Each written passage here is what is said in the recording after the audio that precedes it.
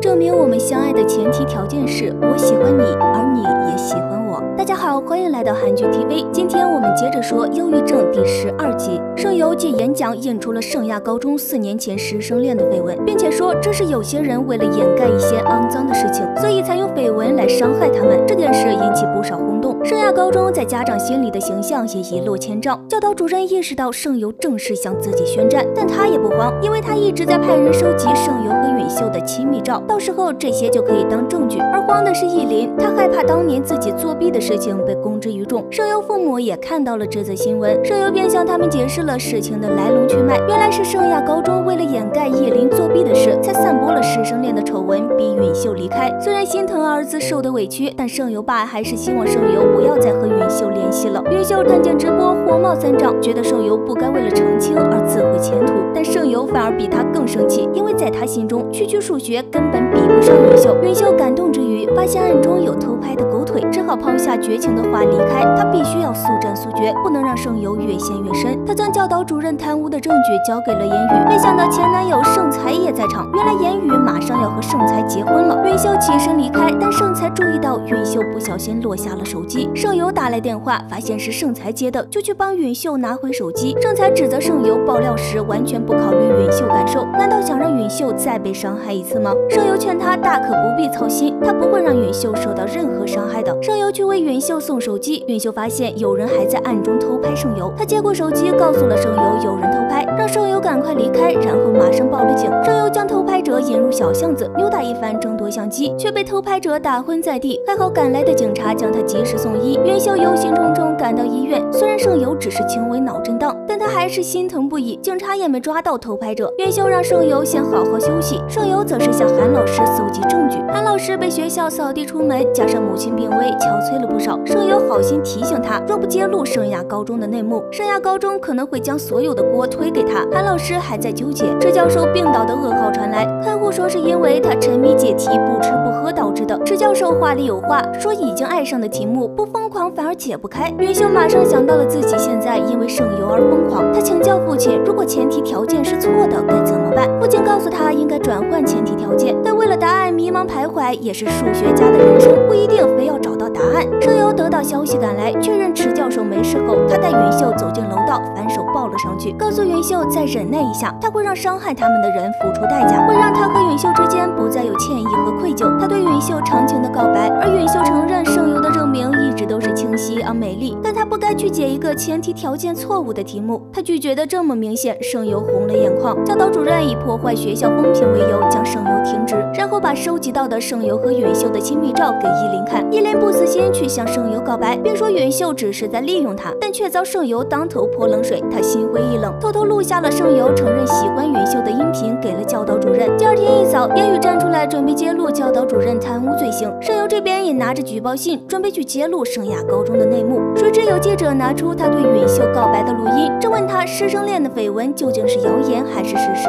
盛由如遭当头一棒，顿时感觉天旋地转，舆论再起，本想替允秀证明清白，但却因为自己爱上了允秀而毁于一旦。盛由和允秀接下来将会怎么办？而妹妹言语能否扳倒教导主任？关注我，带你下期揭晓。